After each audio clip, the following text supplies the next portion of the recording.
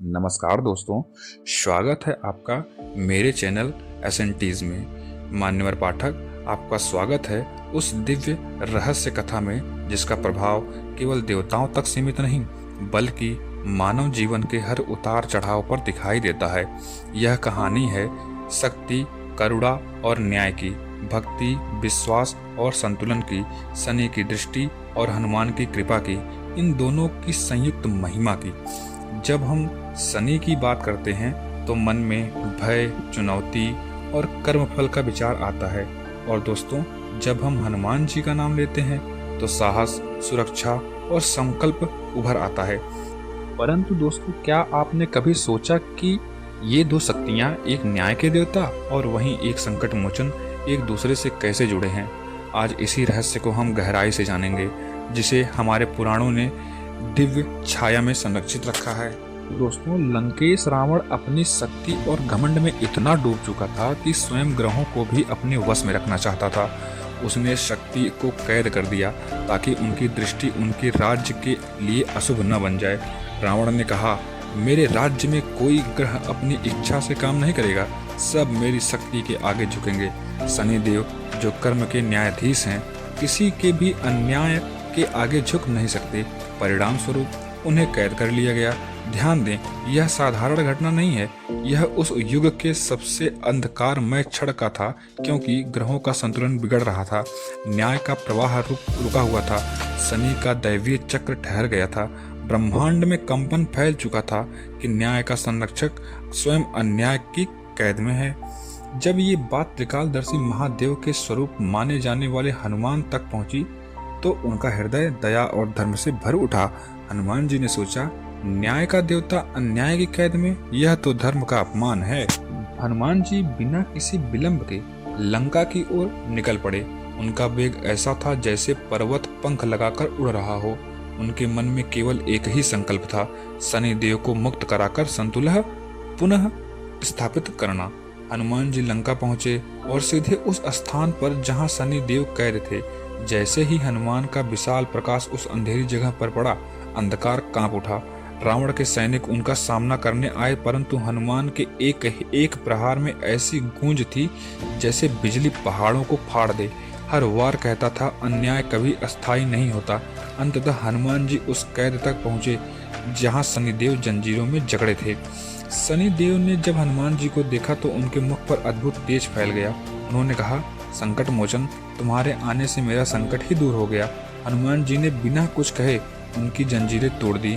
जैसे जंजीरें टूटी, ब्रह्मांड में ऊर्जा का संचार हुआ, क्योंकि न्याय फिर से मुक्त हुआ था।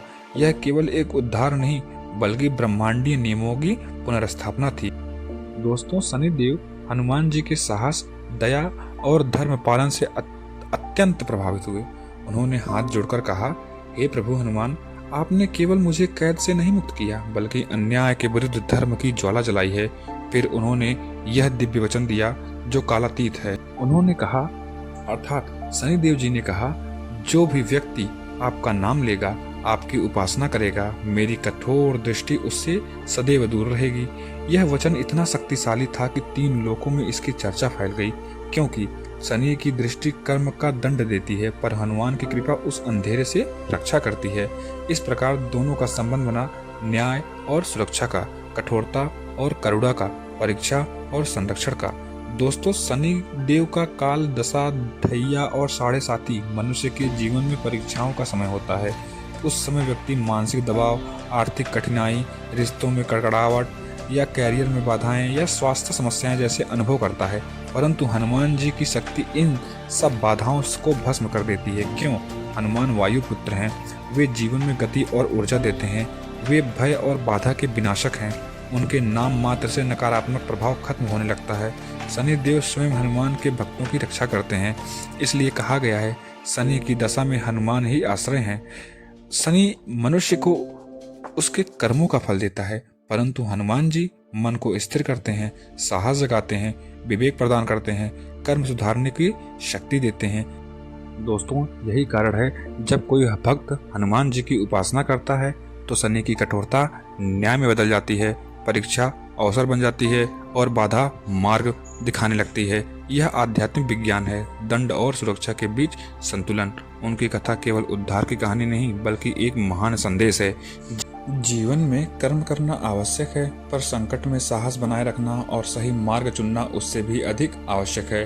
दोस्तों, शनिदेव सिखाते हैं अनुशासन, सत्य, कर्तव्य।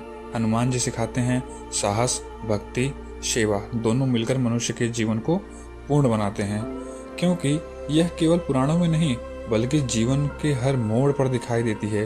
हर वह व्यक्ति जिसने कठिन समय, संघर्ष, न्याय की परीक्षा, बाधाएं, मानसिक तनाव और कर्मफल के कठोर समय का सामना किया है, वह जानता है कि हनुमान जी उपासना कैसे शांति देती है।